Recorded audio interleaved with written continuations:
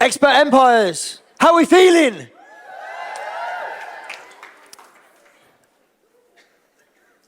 To close out the 12th Expert Empires event, we have got a very special guest. This guy has built a following online of literally millions of people. He has written, published more bestsellers than probably all of our headline speakers in Expert Empires history put together.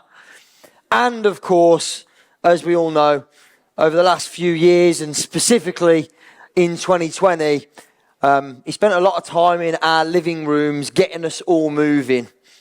Ladies and gentlemen, please get on your feet and give a warm Expert Empires welcome to the body coach, Mr. Joe Wicks.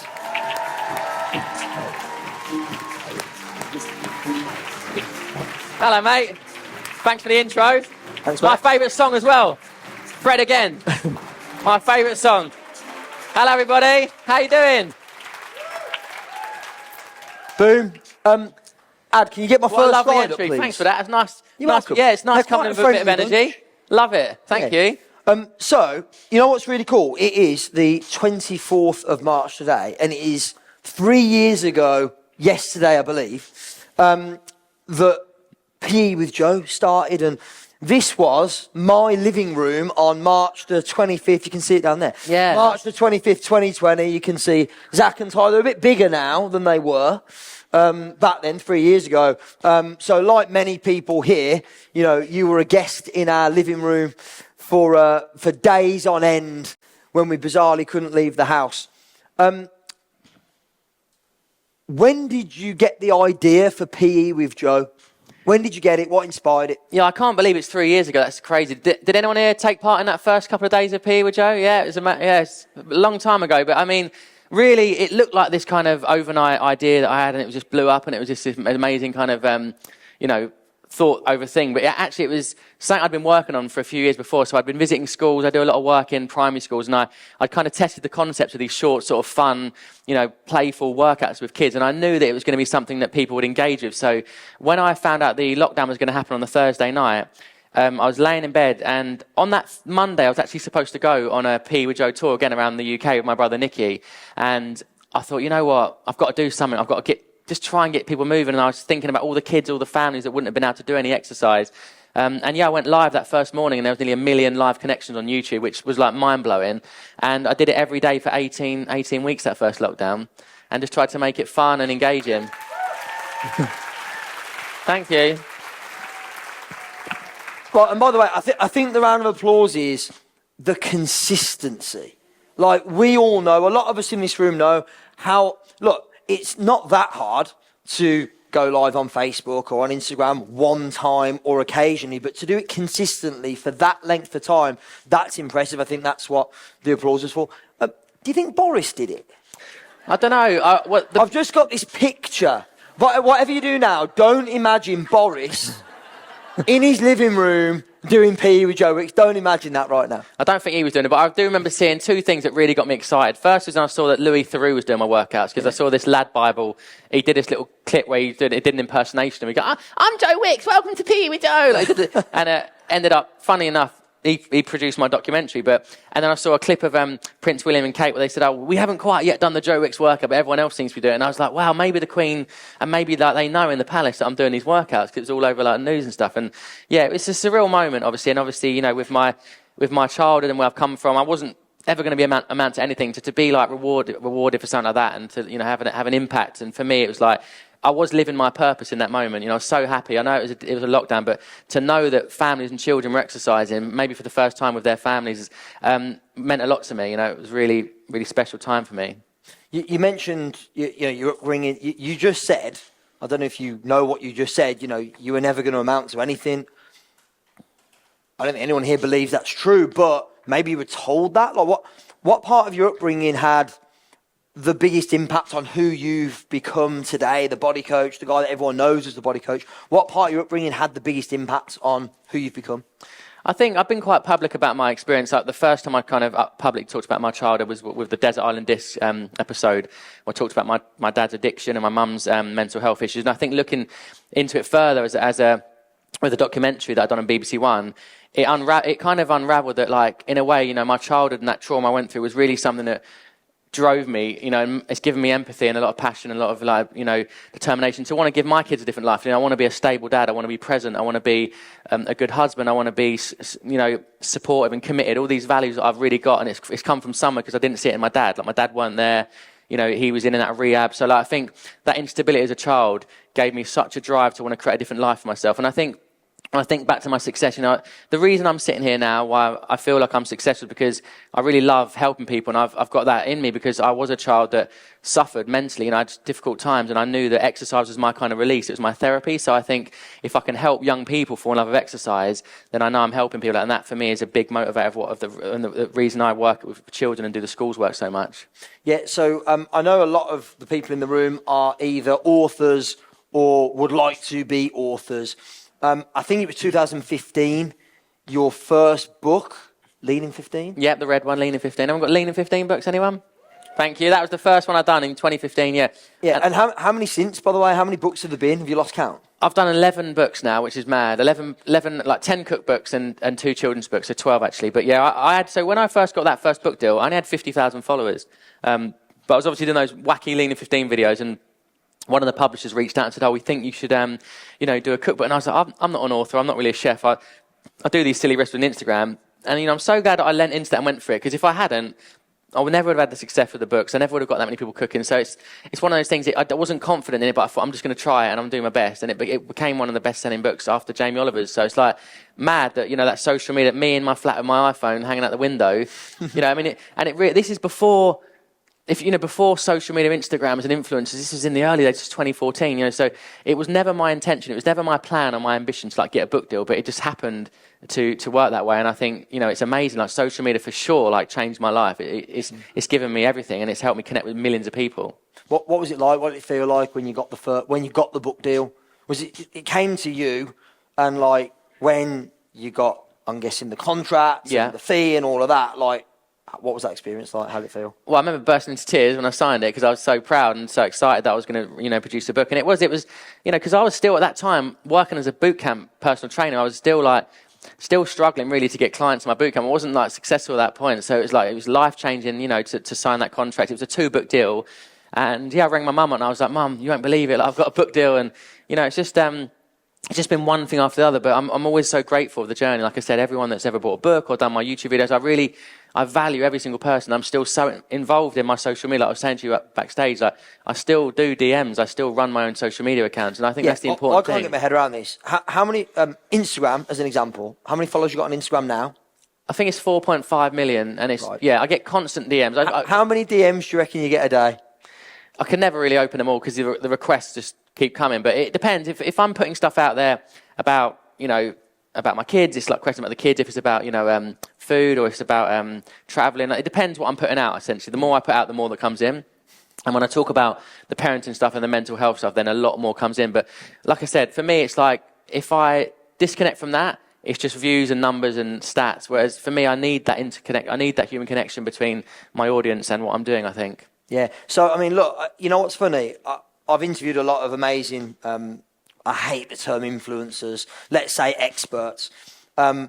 You've said it, Lewis Howes, those who were at our Expert Empires event with Lewis Howes recently, a couple of years ago, I think, said the same thing. He still responds to all his DMs. Gary Vee does it. Like, a lot of these guys and girls, they're in the DMs. So if it's good enough for them, then surely it's got to be good enough for us. And I think having that human-to-human contact is so important. What do you think's been the key to go from 50,000 followers in 2015, which by the way is not insignificant, but it's certainly not 4 million plus? What's been the big key, the big secret to go from, you know, well, 0, I'm guessing, in like 2014, starting from scratch and building that following over the years? What's been the main, what's your strategy for it, or what's been the key principles that you follow? I wish I could sit here and say, like, I've had this amazing strategy behind it all. But the truth is, I've just loved it from the start. Like, I've just loved social media. I've loved connecting. I like knowing that when I can share a recipe at sort of 4 p.m, that people were going home and grabbing the ingredients and like cooking it and sharing it on Instagram. Like, I got a buzz from that. Do you know what I mean? So I think the first initial thing is I just loved it. I really loved the influence and the impact it had on people. Even now with YouTube, if I post a video, a seniors workout, and I get tagged in a grandma or grandpa doing the workout, I just love it. I don't know what it is. I just love seeing it. And so for me, you've got to love it, and you've got to love it so much that you can just continually do it obsessively without stopping, because it does take a lot of work. And the second thing is just, the consistency with it. You've got to be, you can't just do one video every few days and expect to grow. Like, it takes a lot of time, and obviously nowadays it's even harder growing on social media, but it's such an important part of of business in a digital world. Like, you need to be on these platforms, and the third thing is I'm authentic and I care. People can see that. I think if anyone's following me from the start, like, you'll know, like, I am who I am. I share everything. I'm honest. I'm open. I'm vulnerable. I'm not afraid to show the highs and lows. I'm not just sharing this perfect life that it's all good all the time. Like, sometimes I am struggling. It is difficult, and I think people really connect to that human element of it. And I think that for me, like, the more vulnerable, the more honest and open I am, I feel like the more I can connect with people, and it's really helped me grow my audience, I think, over the past 10 years. If you were starting now, because you started on Instagram in, I think, 2014. Yeah. When I don't remember what the landscape was like then, but I'm guessing Instagram was relatively in its infancy. If you were starting again now, March 2023, what platform would you go on now? And what would you do maybe differently than you did then? Right. Well, I certainly think if I started today with the same energy, the same videos, the same love for it, I certainly wouldn't have had the success that I've got. I think I got on there at the right time. This is the How I Built This podcast says, how much of your success is from hard work and intelligence and passion versus like luck. And I think I had the right idea and the right energy at the right time. With the technology that was there. But I'd still be, you've still got to be on Twitter, Facebook, Instagram. People think Facebook's dead, but Facebook's one of my biggest platforms for doing pre-orders on books, for doing newsletters and database collection. It's amazing. Like, people often think, it's like you've got to just focus on like TikTok and Snapchat. I can't deal with TikTok because I do have an account, but I just don't really put much on there because I think most of my effort goes into Instagram and Facebook, and I think they're quite powerful platforms. It depends who you're talking to. Like, the younger demographic are obviously on TikTok, and I can't quite face doing another social media platform really. I'm happy where I am at the moment. Yeah, I don't blame you. And I think the good news is, again, I always gauge it from my kids really and what platforms they're using, and I see they're probably the platforms that are going to last the longest, and yes, they are all over TikTok, but Instagram is still big. Facebook, they're like, Dad, what are you doing on Facebook? But I think Instagram is probably still going to have a decent amount of longevity. I think so, yeah. And YouTube as well. I mean, YouTube's great for longer form content like YouTube, and it's slower. It's really hard building a YouTube channel. Like, I was posting one video a week for years, and it took ages and ages to build. But obviously the P with Joe sort of tipped over the edge. But I think it is a really great community to build. It just takes a lot more effort, a lot more energy. If you were going to only use one platform now, would it be YouTube or Instagram? I mean, Instagram. If you were going to close one of your accounts tomorrow and only use one, which one would it be? The biggest. It wasn't that bad a question. No, it was tough. I mean, because I didn't ask him which one his favourite kid is. That changes every day, the kid one. Basically, YouTube, I love YouTube because it's like that free platform that's accessible that anyone can get to. But I think most of my energy goes into Instagram because I love stories. I love doing the DMs and the voice notes and things that you can't necessarily on YouTube. So I think I'd probably keep my Instagram. Yeah. Don't let the YouTube gods hear that. They'll shadow ban your account, all sorts. Yeah, they will. Make sure that gets edited out, that bit. So we work with a lot of all of our clients, generally speaking, are experts at something. Of course, you're an expert in health and fitness and nutrition. A lot of our clients are also in the health and fitness space. What do you think the key to success is in health and well-being? What do you think the key is in that world, that industry? Yeah, I've never seen myself as an expert in anything other than just like I'm good at communicating. So I think with fitness and health and nutrition, it's very much there's a lot of confusion. It's a lot of it's quite polarizing. You often don't know what is the right advice. And I think what I've been good at from the start is just giving people a little bit of inspiration. It's not about my way is the only way, but I just give people motivation to cook and to move their body and to do the basic thing. And I think it comes down to like communication and being able to inspire. Like I've got what amazes me is I do these events. I do like P with Joe on tour, and I've been to Australia. And I looked out, and there's a 3-year-old kid in a P with Joe t-shirt, and there's a grandma 70 years old doing P with Joe. And I think, how have I managed to talk to such a wide audience? And I don't quite know the answer other than just like I'm just me, and I know how to make people feel like they're good enough, make people feel like they're welcome and that what they're doing is enough, rather than it be this really extreme kind of, it's like one demographic. I think I'm really good at just communicating. I think that is the key, because if you want to reach a huge audience, if you're too niche and too specific, you're only going to talk to a smaller demographic of people. So I think for me, it's just being able to just open it up and be, also be, live the lifestyle. I think it's important to show that you do live the lifestyle and that it can actually work and it can help you and your kids, because I've got 3 kids now. Like, it's harder for me to stay fit, but I still sort of preach and share what I can to keep myself in shape. So I just need a bit of water. Yeah, what's up? I think I can say from my perspective, I think the key really, or one of the big keys to your success from the conversations we've had today is your humility. I think I never saw myself, I don't really ever see myself as an expert. And I think people warm to that. People move towards that. People don't want to be told by some guru, like, here's what you need to do to be like me. They don't want to hear that. And so I think your humility is probably the reason why people are attracted to you. And, even you share the whole journey, the good, the bad. Yeah. You don't kind of hide. And I think that's a big thing. And I think maybe a lot of people, social media influencers building their expert profiles try to portray an image of something they're not. Yeah, I think kindness goes a long way too. Like you can grow on social media by being really mean and being polarizing and being divisive and trolling and attacking other people and memeing and making memes and being mean. Or you can actually be kind. It's probably harder doing it the kind way because it takes a lot longer. But people, when you're really passionate and you really care about being authentic, I think you grow a really nice audience and community. Versus, doing it the kind of, trying to take people down. Like, I just think it's about building people up and being a really positive platform, whatever you're on. Like, be a positive place where it's nice comments, it's people supporting each other. I think I've really built that community where people, when you see the transformations and people sharing their videos and stuff, it's like it's nice to see that. And I think that does take, you've got to nurture that from the top. You've got to really be like that yourself in order to nurture that kind of environment, I think. Yeah, and in the short conversations we've had here and before we came on, I always talk about these 2 elements of success in our kind of business being impact and income. I get the feeling that you're a lot more interested in impact than you are in income.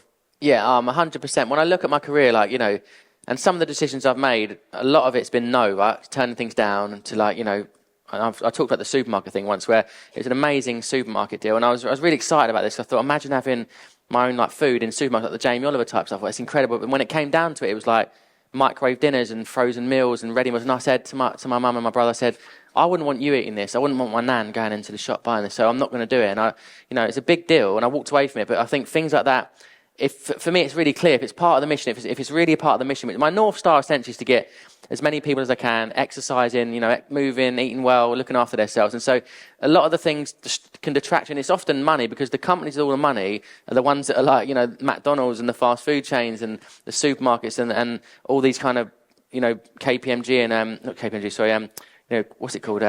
Mondelez, all these chocolate companies, because they've got all the money and they're always trying to throw money at me. And I'm like, listen, I can't do that. I don't promote that sort of thing. So I think, it's been easy for me to focus on the mission. And I think that's one of the reasons success has chased me. I haven't had to pursue that because I've just made so much impact that eventually when you do those things, like the book deals come out, there's so much people there to support you already. What have you said no to that you regretted later? Nothing. That was the biggest thing was that. But then I went and got the Gusto partnership, which is amazing. So it's like if something doesn't work, there's always another option, which is in line with my values. And I think, for me, the Gusto thing is amazing because you get to cook healthy meals, you just prepare it at home and it's all in the box. But I think the ready meal type thing just wasn't right for me. And I think, it's easy when you believe in when you really believe in the mission. And I also think, longevity in the fitness industry is more important to me than just like taking a quick buck and just getting in and out after 5 years. I think I can see myself doing this for years to come. And I think they're the things people will remember, For sure. We're going to open it up in a minute for questions. So you have a unique opportunity to ask Joe a question. So get them ready. Raise your hand if you've got a question that you'd like to ask Joe. Okay. I'll come to you in a moment. you've now got the Body Coach app. So a lot of pretty much, up until recently, everything you do online has been free content through YouTube, through Instagram, through the social platforms. And then you created the Body Coach app. So what was the reason why you created the Body Coach app? So we actually used to have a digital product called the 90-day plan. Anyone remember the 90-day plan? Maybe, yeah. So it was amazing. It was very like analog. It was just a PDF. You got sent really basic image of recipes and the method and like YouTube links, and it was great. I mean, 600,000 people signed up to that in 7 years. So it was an amazing product, and it was really like just organic really in how it grew. And then we sort of thought, if we're going to take it to the next stage, we've got to digitize this. So we reached out to an amazing agency in London, and they built us an app, like a native, originally an iOS app. And now we have it all in-house. We've got like a team of engineers, a senior leadership team, and it's completely changed. I mean, it is a tech business, but I have nothing to do with it in the sense that my brother does the hiring, he's a CEO, he does all the operations that I just cannot get my head around, and the finance, and I do what I'm good at, which is community, which is recipes, fitness, content, and my stories, and the marketing essentially. And yeah, it's been amazing. I mean, it's been a stressful process because obviously trying to take it from an agency in house when you've got these massive invoices and you're trying to build a team and hire the right people, it's been really tough. But we're now at a place where we've got it all in house and we're in a good position now. So now it's just about let's get the marketing right, let's try and take it to the next level. And that's one of the reasons I went to Australia, to try and kind of build the audience and stuff. But it's been an amazing challenge. But like I said, without my brother Nicky, wouldn't have happened because I just couldn't lean into that. It's just not my expertise. Yeah, and I think it's about having the self-awareness to know what your genius is and go, like, if your genius is in creating the content and the marketing and, inspiring people, and it isn't being the CEO and operating the company, then having the self-awareness, and I think that's something that a lot of us here can learn, is to have the self-awareness to go, where does my genius lie? And then who might I be able to partner with that can complement that, which you've done with your brother, right? Yeah, and I really believe in that. And I was listening to a podcast. It's a great podcast, if you ever heard it, called How I Built This. It's like entrepreneurs and business stories. And it was the guy who set up Sunbum, that sun lotion brand, Sunbum. It's got the little monkey on the front. Anyway, he was saying that he was the CEO, and he said, I just knew I wasn't right for the job. So he stepped down, and he said, I'm a brand and marketing guy. I just wanted to do all the stuff I love. And I think it is so important that when you feel like you're in a job or in a position that is not giving you joy and you're just grinding away at it, just start doing more of the things that you're good at and that you're really passionate about, and then your day, your week, everything starts to feel a lot more enjoyable, and you actually can accelerate the growth of your company a lot quicker than Ben Francis from Gymshark done the same thing. Then he stepped down as CEO. He said, I'm the branding guy, and I think he's gone back into the role now. But I think it's so important that you just play to your strengths and don't get sucked into a role because it sounds great. Like, CEO is not a fun job. Like, look at my brother. He's stressed. He's really finding it difficult, and I just want to rescue him from the job, sort of thing. Already, I'm like, let's get another CEO because I want to spend more time with him. And our relationship's changed a lot since he's been doing that role. But yeah, I think it's so important that you lean on what you're good at and really just double down on that. That's where success comes from. Yeah, it's funny. I joke about it. The CEO role isn't easy, but I love it. No, you do. I'm way more comfortable in that role than I am. Honestly, you find this hard to believe. Being on stage at the events, I could take it or leave it. I really could. But being the CEO and building the company and working out the operational priorities and the marketing strategy and all of that stuff, I love. Looking for a job to come and be the CEO of the Body Coach? And can I get my brother? You sound like you'd be good for the job. I'll get Nicky out of there. Well, I think the main thing is it's having the self-awareness to know what you love. And you know what? If you'd have asked me 10 years ago, it would have been the complete opposite. I'd have gone, I feel like I was born to be on stage and run events, and actually I'd much rather have someone else doing the business side, the operational side, I suppose. I used to find this unbelievably terrifying.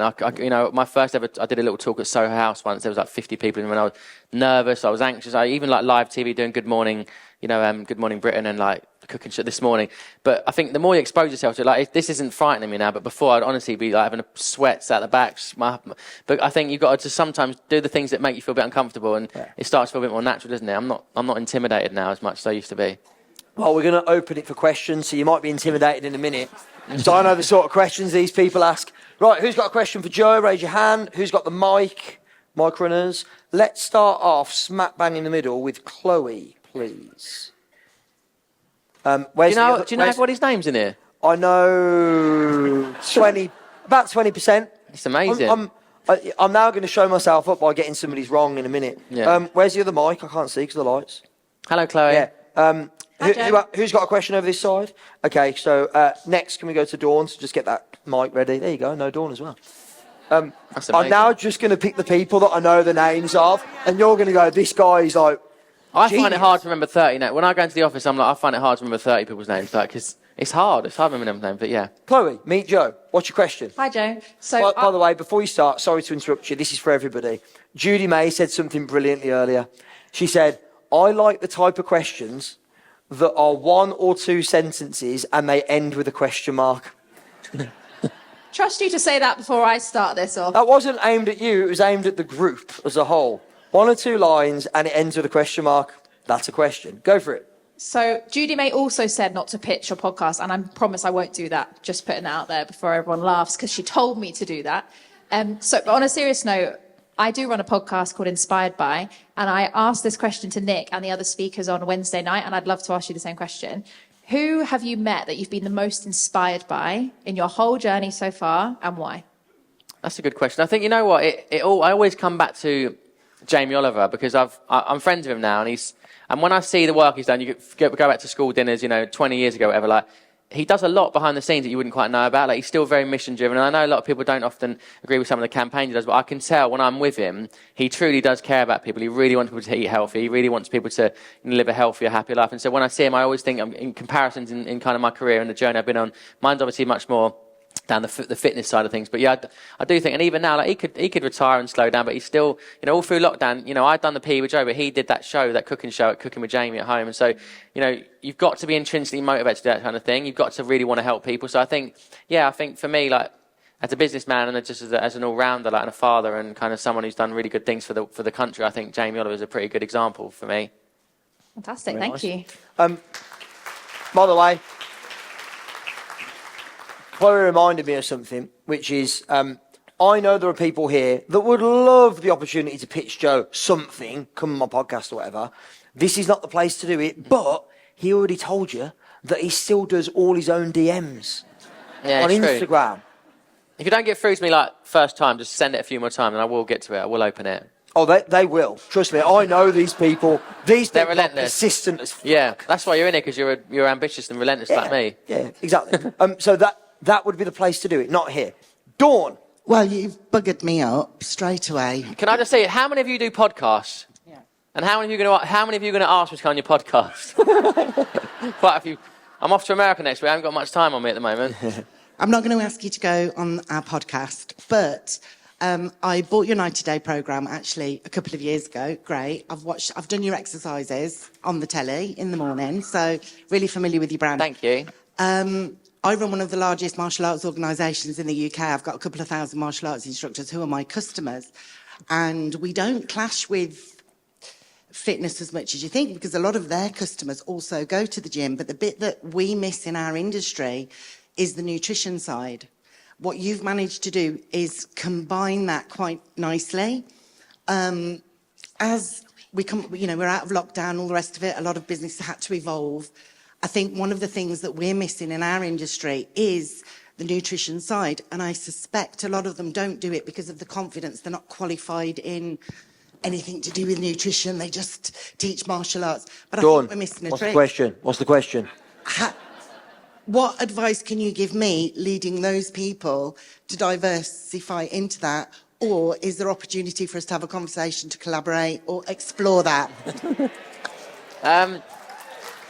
Well, my education's pretty basic. I've done a degree in sports science and I did a personal training qualification, which is like a 6-week, intensive thing. But I didn't really learn nutrition until I started out as a trainer, because I was curious. I was interested in how does the body really react, and food is the answer. We can all train 7 days a week, but if you're not eating right, your body just doesn't change at all. So I think you've got to have a genuine love. You encourage people to actually, do they enjoy cooking? Do they enjoy food? Because if they don't themselves, it's very hard for them to try and teach their customers to also enjoy it. But I think, it's about nutrition. It's about studying. It's always changing, by the way. Like nutrition, one year they say one thing, the next year it's different. It's always changing, so evolving. But I do think if it's martial arts, if it's for fat loss, they need to be giving them some advice on nutrition. But it could just be like a simple workshop, couldn't it? Just like what is good nutrition? How does it look like? How could you incorporate that into your week? And maybe just trying to do like an online course or seminar for them.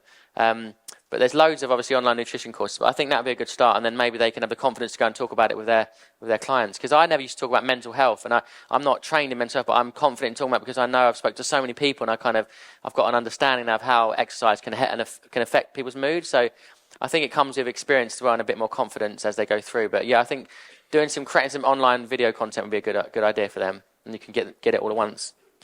Nice. Next question. Let's come to Nicola down the front. Well, he's like 3 out of 3. I'll mess it up at some point, don't worry.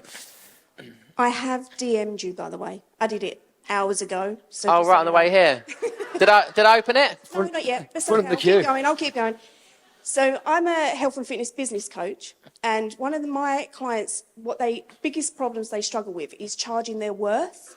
If you had a room full of fitness professionals right now, what advice would you give to them about not being afraid to charge their worth, because they do such an amazing job to help? Yeah, I used to have the same issue. Like when I was PTing like probably 10 years ago, and I was charging, it was £50 an hour, like 10 sessions for £4.50. I don't even know what the going rate would be now. And that for me at the time felt like so much money, because I was thinking like, I do this on my own, I love it. How can I charge someone 45 quid to stand with them and just like, exercise and tell them what to do and stuff? But I was quite active. I used to love it. I used to get involved with them and stuff. But yeah, it is. I think, again, it comes with it's confidence and realising the value you're bringing to someone's life. You could be helping their relationships. You could be helping them with their work, with their self-confidence, with their, their nutrition, their sleep, everything. So I think, they wouldn't come to you if they didn't need your help. And you should see that as they're investing in themselves. Like people would easily drop 100 quid on a night out, wouldn't they? And have a night out and wake up feeling rough. So I think for you just got to say like, this is what I'm going to bring to you. It's more than just the hour session. I'm going to support you. I'm going to give you plans and coach you. And I'm going to give you like a support, and also just be there for you. I think, but it was something that took time for me. And I never really got to those big numbers. And even now, as a trainer who could probably charge good money, I would find it very hard to charge someone 250, 300 quid a session. And I know there's guys in London doing that with no audience. You know what I mean? So because I don't know. I just couldn't. I don't think I could do that. But there are trainers out there charging big bucks in central London and stuff. But I think know your price and stick with it and be confident with it, and just go for it. Very good. Who's next? Let's go, Todd. Hey, Joe. Hello, mate. This is a question for my partner, Joe. She doesn't know this yet. She's going to watch it back on my phone. Right. Okay. What's her name? Her name's Joe. Hello, Joe. Yeah. She wants to eat healthy. She's got food in the kitchen, and then she looks at it and she's like, I don't know what to do. She can't get inspired to cook. So do you have a tip on someone that wants to eat healthily? They've got food, they don't really want to read a recipe. How do you get inspired to cook healthy? Well, if you don't have the confidence to cook, for me, like my learning to cook just came from trying new recipes. Like I'd go on BBC Good Food, JamieOliver.com. I'd just pick a recipe and go, right, I'm going to try and make that myself. And that's really how I taught myself to cook. So you've got to. I mean, sometimes if you don't know how to cook, you've got to at least follow a recipe. But all my recipes on Instagram, they're quite visual, so I don't even like write the ingredients. I just scream them out and shout them out. And you can watch it and go, I can make that, like really, really basic food. I think so. There's loads of great Instagram accounts doing that. So if you're not someone who likes reading and has lots of text, like there's loads of great, Instagram accounts like share recipes. I mean, I post the most basic stuff, but it comes out really nice at the end. But the truth is, if you want to change the way you look and feel, you have to fall in love with cooking. You have to fall in love, because if you don't fall in love with cooking, you're going to rely on someone else preparing your food. It's fast food, it's takeaways, it's meal deals, and so you have to it's really important to take control of that. And also, if you've got young kids, help them fall in love with cooking too. It's one of the best skills you can give your children is to teach them the skills of cooking and learning to enjoy food. It's really important. So check out my Instagram and get one of Lean in 15 books as well. They're easy. They're easy enough. Nice pitch, I like it. Next question is from Adam, who's he's our head of marketing, by the way. You can't poach him. Oh, is he over there, Adam? So Adam's our head of marketing, and he actually typed a question in here, but I want to hear him ask it. Is it that bottom one? Shall I say exactly how I wrote it? I don't mind. I've got a feeling you're going to. Yeah. There's kids in the room, I don't mind. When you say, fuck it, what is your favourite dirtbag meal? Right. Well, I mean, I ain't had a KFC and McDonald's in probably 10 years, but I do like a burger. So I go to the pub and have a nice, burger or GBK or somewhere, like a proper big old burger, and then I like a tub of Ben and Jerry's is probably my little treat. Like fish food, I can smash a tub of fish food pretty easy, and then I have a can of Coke, a packet of Fizzy Fangs, just like a packet of crisps, He said meal, not meals. That's 1 mil. That's a blowout. That's a blowout. I like it. If you're going to do it wrong, do it right, proper, I guess. Yeah, is the message. Good. Tess.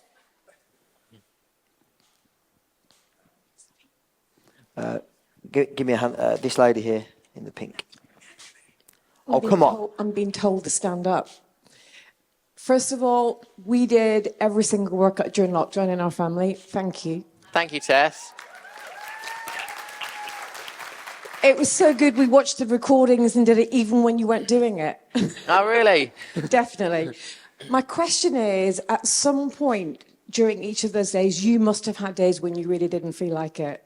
So how the heck did you get yourself to show up?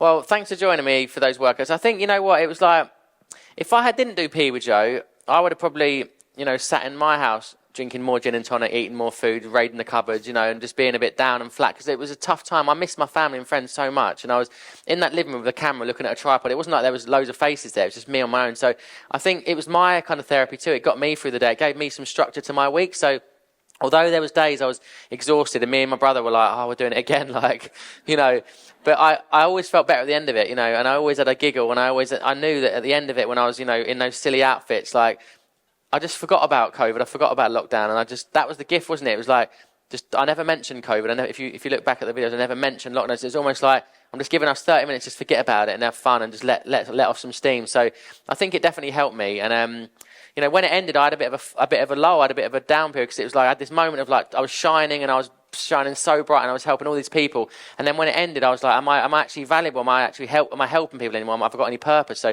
I felt this sense of like, only for a few weeks, it's a bit flat. And then I got back into my videos on YouTube, got back, the views are still there, and I was still training with people and stuff. And so I think I just kind of reconnected with it. But yeah, it was just like, for me, like just my proudest achievement, and I just think it just motivated me just to know that there's people doing it every day. Millions of kids and families are doing it. So that was quite motivating, I think. Thank you. Natalie. Oh, are we going for a round of applause? Let's go for a round of applause. Thank you. You've got a lovely audience. What a lovely audience, eh? Nice bunch, What a nice group. Hello. Yeah. Hello. Hello. First of all, I'm a big fan, and I think one of the things that I love about you is your warmth and your kindness. So that really comes through. Thank you. Questions. I'm a kids confidence coach. The work I do is very energetic. I love it, but I struggle because there's a lot of energy that I bring to the table. And my question to you is, obviously, you bring a lot of energy. And I'm just wondering, how do you manage that? Because I can get quite burnt out. Well, not burnt out, but it can be, there's nothing left at the end of the day for me. Yeah. So how do you manage that yourself in terms of, you've got volumes and the energy that you show up, but how do you look after yourself behind the scenes in that way? Well, I love that. The idea that you're a kids confident coach is just amazing. I just love that. It's nice to know, because there's so many kids out there struggling with their confidence, with anxiety. I did a live the other day with that guy. Did you see it? I saw it. I loved it. Yeah, So fascinating, right? That there's kids doing 16 hours of screen time, and I think how my brain's affected from doing 5-6 hours a day, and how if I was a teenager, how would that make me feel? And so what an amazing thing you're doing, like building confidence in children. That's amazing. But yeah, like it's not just the physical energy, it's the emotional energy, right? It's draining, isn't it, when you're trying to pick people up and you're really giving so much. And I think, I do it from the outside. It looks like I never stop. I'm always working, and I do have phases where I'm like in that kind of mindset, and it's like I'm in the 4 weeks of just constant work. But then I'm going away for a few weeks. I'm having a week. I have weekends off. I can turn my phone off. So although I'm quite addicted to my device and my community, I'm actually good at just putting it down and having a couple of days off where I just completely unplug from it. And it is so important to do that, to allow yourself to decompress. And when you do, like and the little things for me, like regular exercise, trying to get to bed earlier, and also meditating sometime. I'm not very consistent, but the meditation can help. And also, if you fancy it, an ice cold shower or an ice bath can help. Yeah. Just anything that can just shake your physical body a little bit and sort of get you into a calmer headspace. But yeah, it is tough, and you're going to have times where you burn out, but try and prevent that by just stepping back a little bit and getting perspective, and taking some time out for yourself. Have you got kids as well, or family or anything? No, I don't, but I've worked with about 40,000, so I've worked with a lot. I've worked with a Wow, lot. that's amazing. Yeah, it is. But it is, I think it's just the boundaries in terms of, and it's me having to take that step back, I think, is the important Yeah, because sometimes there's a fear of like, if I slow down, it all slows down, right? But you need to accept that if you can just have a little bit of time for yourself, you come back with more energy, you can make more impact. And if you're just like burnt out and like just really not enjoying it. Thank you. I have a gift for you, for your children, actually. But I don't want to pitch, but I'm going to be obnoxiously myself. Oh, okay, I'll get it at the end, yeah? Thank you. Thank you. It looks wonderful. Thank you. Thanks. A round of applause. This guy at the back's desperate. This guy right at the back, yeah, this guy. What's this guy's name? Do you What if remember? I don't know his name? What's your name at the back? Which? Jimmy. No, we're not going to go to Jimmy. Oh, no. No. Guy in the white shirt here. Hi, Joe. Hello, mate. I'm just starting out in the fitness industry, and I was just wondering, if you were me, what would be the best advice to get your message across and make you stand out? Because my message is basically eating well, mental well-being. I've had cancer, I've lost both my parents, I've had mental depression. I've trained my way out and done it all naturally. And obviously, as you know, as well as anyone, there's a lot of bullshit in the industry. And how do you come across and like be true to yourself and your purpose? And like, obviously, I think what you do is great and really inspiring. So, and you're real as well. And there's a lot of crap, isn't there? Oh, thank you, mate. Well, look, firstly, like, you've just told the story there. That's it, right? That is the story. That's the gift. That is, like, amazing. Just to give me goosebumps when you just said that. Like, you know, you could have turned to drugs and alcohol and addictions, and you've said, no, you know, I'm going to get physically stronger and mentally stronger through grief as well. Like, it's amazing. And I think, you know, that is it. Like, to be honest, you just got to be telling that story in different ways, you know, with social media, with YouTube, with Instagram. But it is hard. Like, it's so hard to grow on social media. It can be quite disheartening, right? And you get sucked into doing the reels and the pointy videos and all this stuff, you know, because you're trying so hard to get attention and likes and community and engagement and stuff. But just don't get sucked into that. Just keep sharing and adding value. Like for me, you know, the recipe, sometimes I do a recipe, like it gets loads of views, sometimes it gets no comments, and it doesn't affect me at all because I'm still sharing a recipe that someone might see, and I just think that's positive, you know. And yeah, just like if you really are passionate and you love it, people will find you, mate, because good content is shared. I always believe that. So, you know, you could have a really great video on Instagram and no one talks about it, but you post on Twitter and 1,000 people see it. Do you know what I mean? So I think good content is always found, and I think you just got to be continuing to you know, to share it. It's difficult in this digital world where there's so many people trying to share their message. Everyone's trying to get the same attention, but you know, you'll stand out because A, your story is amazing, and B, you sound like you genuinely are on a mission to help people in your situation, and that's powerful enough, mate. That's it. You've lived the experience for it. So you've got the experience of life to say, this is why I'm different. This is what I believe in. You come and listen to what I'm saying, and I think people will listen, you know.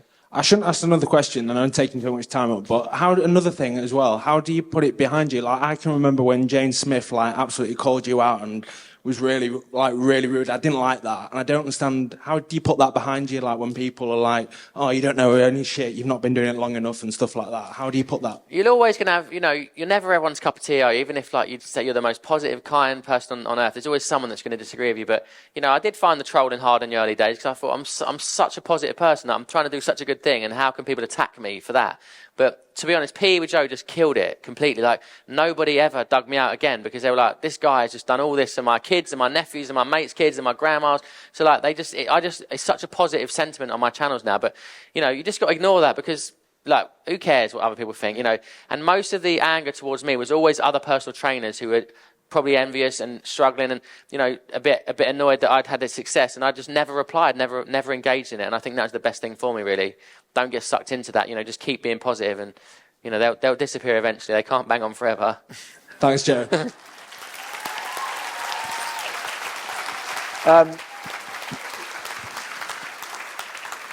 The young gentleman in the yellow jumper.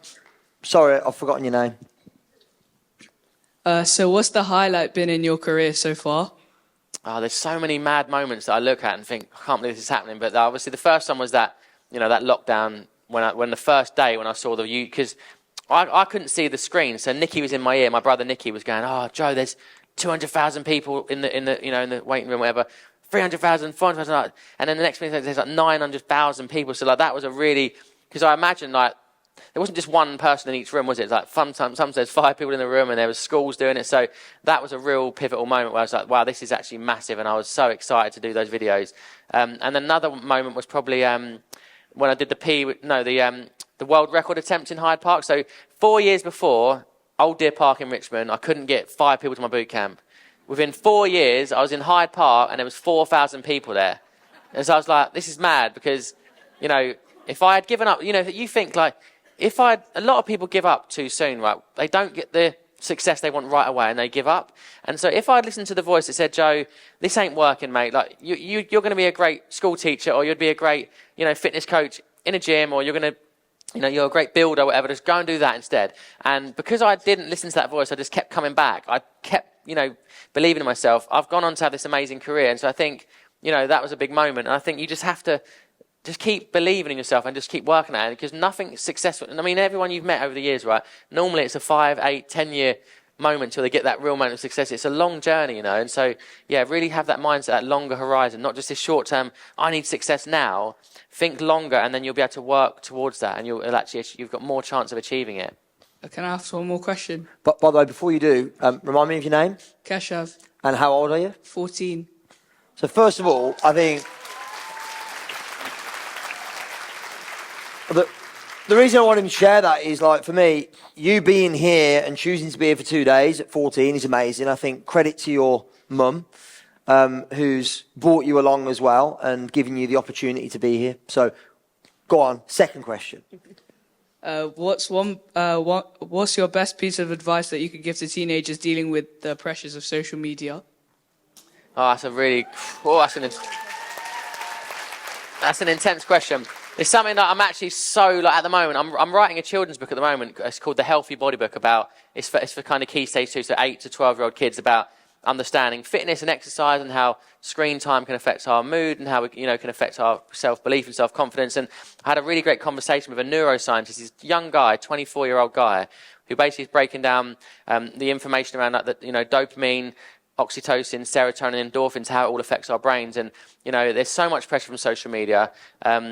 And I think it's just having a relationship. We can't avoid it, you know, and I love Instagram. I love what it's done for my life. But also, like anyone, gets sucked in and end up on Reels for 3 hours before bed, and it affects my sleep and it affects my mood. And so it's really about trying to get boundaries in place where you use technology and you can embrace it, but you can also not let it control your life and your perception of the world. Because what he said was really interesting is that when you look on social media, you're seeing the most exceptional people, aren't you? Like the most exceptionally beautiful people, the most exceptionally funny, the fittest bodies, the best looking people, like with the best cars, the best houses, the best watches. So you see the world, you think that's everyone, but it's just not. It's not how the world is. So you have to really focus on yourself and have internal happiness, so that even if you don't achieve them things straight away, you know, you're still confident in yourself and you've still got self-worth. It's so important that you don't compare yourself to everyone else. And I know it's hard because even I do as an adult. So as a young teenager, just really focusing on yourself, your family, your friends, your community, like the people around you, and don't get sucked into the world of social media that, you know, you think that everyone's living this amazing life, because they're probably not. You know, it's not the way the world is. So, yeah, think about that, and hopefully that will help you. Thank you. Hope that helps. Let's go row behind, gentleman behind. Hi, Joe. What would you say the biggest traits you see fitness professionals succeed and also fail when starting out and also growing brands online? I think the most important trait, I think, and the most important, you know, thing in any industry is just authenticity, and just do you care? Do you really care about people's health and fitness? Are you really motivated by, you know, getting up and doing something that's going to help someone else feel good about themselves? And for me, because it's such an intrinsic part of my self-worth, comes really down to how many people can I help? How many people can I inspire and stuff? So I think that's the most important thing. And the biggest mistake, I think, is that when people get a social media following, you know, and they get attention, they instantly, because it's valuable, they just sell that attention to brands and their product, you know, doing products and promoting different stuff. And so constantly changing their kind of direction. 1 minute they're like fitness influencer, next minute they're doing, you know, beauty and skincare. And it all gets a bit confusing. And I think once you lose your audience, once they disconnect and they disengage from what you're saying, you never get them back. You know, you never win them back. So I think stick to what you're good at and what you believe in, and don't be kind of distracted by all of these little brand deals that will come in, because it is easy money. You know, in the early days, they'll throw you some money and you think, oh, that's good. But you've got to think long term. If you really want this audience to respect and appreciate and trust what you're saying, you can't just be you know, every week promoting different products, because it's the quickest way to destroy your audience and your engagement. Awesome. Hope that helps. Cool. Let's go to lady here in the orange. The lights, is it orange or red? It's Emma, right? Yeah, you've been giving me stick about my clothes all 2 days, so. What's wrong with your clothes? You look all right. Thanks. Well, I think so, but Emma Just doesn't. like me, just jeans and a tee, There you innit? go. Hi. So I'm a women's empowerment coach, and at the moment, my mission is to create a big impact and get the message out there. And there are so many ways of delivering that. So there's lives, there's reels, there's challenges, there's all sorts of things. And what I'm curious to know is when you were building your audience, what had the biggest impact on growth and getting your message out there?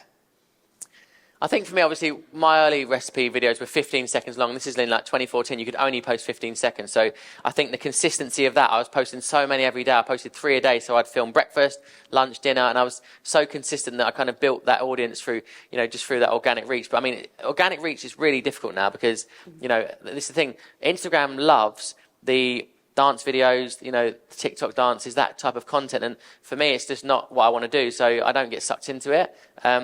But I think, the most important thing is the content good and are you being consistent with it? And, the reason that platforms grow is because they're working probably harder and they're being more consistent with it. Because it's like a machine. You've got to keep feeding this beast that's like consuming the content and it's sharing it and it's putting it onto people's Explore page. But I do think for me, Instagram is great for videos and obviously longer form videos on YouTube. But it depends. What are you doing? Like motivational stuff and little clips and stuff? And Yeah, so at the moment I'm running challenges and I've got my podcast, I do lives, I do reels and it's a lot to manage. Yeah. And I'm very much in the process of going all in on things right now. So I'm thinking of choosing a particular platform and going all in.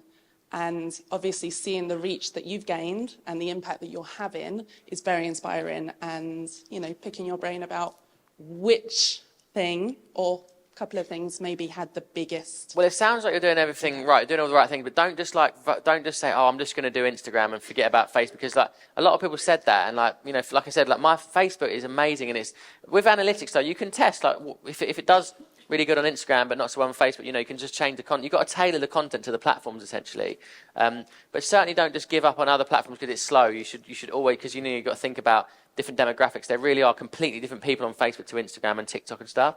And I think, just to it's okay to choose one type of content. Like I'm just going to do 30-second videos with subtitles, but don't just use one platform. I think you should spread it across and, do different cuts for different edits and stuff for different platforms. So was there one for you that really boosted Instagram blew me up, I think. Yeah? Instagram, yeah, for sure. But the platform with the quickest growth and the biggest attention at the moment is TikTok, but it's a much younger audience, And if you ain't talking to that audience, it is a waste of time. Well, I got on there. They actually, when they came to the UK, they got me onto the beta program. They said, "Oh, get on there." And I started posting videos. The comments were like, "Poo-poo head, your hair's silly." You're like, you're annoying. And I was like, "Who am I talking to?" That was 7-year-old kids. So I was like, "I'm out of here," and I left the room.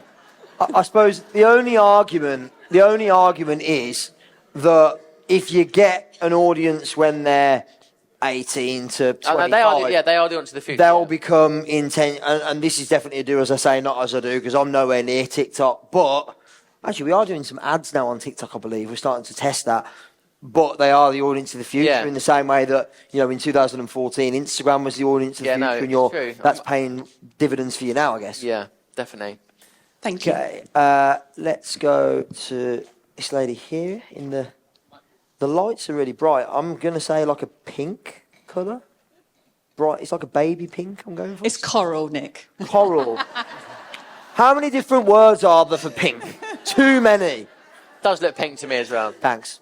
Hi, Joe. Hello. What's your name?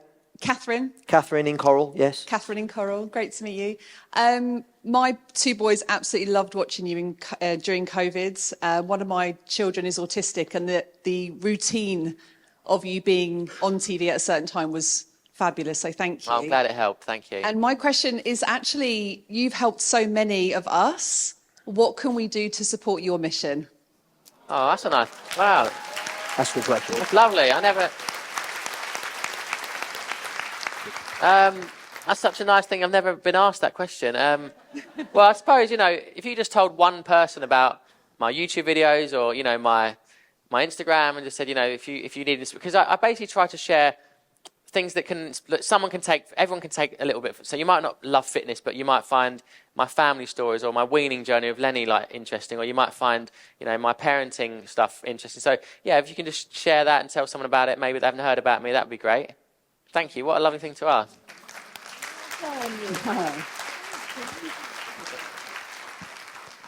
This lady here. Hi, Joe. Hello. Everything you say I can so resonate with. I've been in the industry like 21 years and so cool. But it's a bit of a fun question. Like, what's your favourite way of getting that awesome workout? That one that afterwards you're like, yes, I smashed the shit out of that. Like, I loved it. Like, what's your favourite? Well, it always comes down to music for me. Like, if I've got the right music on and I'm in the right mindset, yeah. And to be honest, I train on my own a lot of the times. Most of the time on my own. So I just get the music on, whack it on a little bit of Fred again or some Eminem, and just, just go for it. But I think, fitness is, for me, I'm not like someone who has this really structured, like, it's arms on Monday and legs on Tuesday. I see how I feel. Some days I jump on the Peloton, some days I'm on the treadmill. Like, I just do what I need to do at the time. I just sort of feel what I'm into at the moment. I'm not like really strict with it, but I think, I do like outdoor training, like getting out in the sun and getting in nature. I think it takes your endorphins to another level and it's good for the mindset. So yeah, if you can get outside and do some exercise, that's for me like the number one kind of mood booster, I think. Love it, thanks. Wicked. We're going to go, yes, this lady here, and then we're going to go one more over here. Hi. First of all, I also did your workout videos during lockdown. So I'm a copywriter, so it's a lot of sat down at my laptop, which I'm sure is the case for a lot of people here. What I wanted to ask you was that when I was doing your lockdown videos, you engage with your content in that sense. And I only came to follow you on social media quite recently when I joined Gusto and did the recipe boxes. And I would say that from over those years, your tone of voice, your approach to social media hasn't changed, despite the fact that obviously you've grown exponentially, which I think is obviously part of the appeal because it is more personable. Behind the scenes, has any of that changed, or do you still adopt the same strategies now as you do then? So, like I said, with me, I don't really think things through. I'm not that smart, basically. I'm not like a strategy. I don't have like a plan for the next year. Like, I just do as like what feels naturally. So, I've got the best-selling weaning book, like pretty much of all time, because I had a baby and I wanted to teach her how to cook. So I wanted to teach her how to eat. And so, that would have been impressive. Yeah. That book would be a bestseller. And so, yeah, it's called Weaning 15. So, because basically, I had a baby. And I really want to teach her. I really want to teach her to eat really well, and I want my kids to eat healthy food. How do I do it? So I reached out to a nutritionist. I got advice, and I created this book. So I think everything I've done has just been organic. Like everything has happened because I was this single guy on Instagram, and now I've got a wife and 3 kids, and I've got a family book and children's book. Because it's all part of the mission. It's all part of, can I get a young child thinking about fitness? Can I help a toddler who's reading a book at school understand how exercise makes us feel? So everything I do is part of the wider mission, and so I think it's quite easy just to stay focused on that, and I don't think I've had to do anything disingenuine, because luckily I've been able to like support myself with the books and all the things like that, so I haven't had to do all the brand stuff. I know I see people that are just trying to earn a living, and sometimes you take the brand money, you take the deals and the partnerships, but it's such a short-term thing, like because attention is so fleeting on social media that you could be the most popular fitness Instagrammer this year or the mummy blogger this year, and then next year someone else comes through and like your whole income has kind of disappeared. So you've got to think long term. Like, can you build things that are actually going to stand the test of time? And for me, like, I really want to be doing this for years to come. It's not just like I'm having this moment. I want the Body Coach to be a legacy brand that lives on beyond me. That when I am, bald and old and I've got a big old belly on me, that I can still say I launched that business and that was me, and it still exists in the world. And that's what I'm working towards. Bringing new trainers in and things like that. Thank you. Thank you. Last question. No pressure. Better be good. Hi, Joe. Hello. My name's Vanessa. This is going to be quite an emotional question. I am from a similar background to your dad, addict, in recovery now. However, I have children who were in that environment, and they're now young adults. So I wanted to ask you, what would be the one thing, the biggest piece of advice that you would give to them as young adults now? Well, firstly, I'm glad you're here, and well done on your sobriety. Thank you. Yeah, it's not easy, beating addiction. It's not different. And I now see my dad so differently to how I used to, because I used to see him as this villain that I couldn't love and it didn't love me. But now I see him as a survivor of addiction, and I love my dad, and we're like great friends now, and we've healed that trauma that kind of we went through. But as children from childhood trauma and addiction, it can go two ways, can't it? It can be the thing that locks you in and holds you back and destroys your life, or it can actually be a really positive motivator. And for me, I am who I am because of my childhood. I wouldn't change a thing. Like my dad going to rehab, the arguments, my dad disappearing, not being there for me, because it's given. I'm so loving to my kids, and I'm such a great dad, and I love my kids, I love my wife, and I think I've learned from him. Even though it's a bit of a messed up childhood, I've learned from those mistakes. So try to use those experiences in a positive way. You're here, you've survived it, and you can go on and do different things. You can have a different life, and you can really create a wonderful life for you and your family. So I think it's important to believe that, you've got through something, and you can heal those wounds, and you can actually have an amazing life. So yeah, I hope that helps. Yeah, I'll pass that on to them. Thank you. Thank you.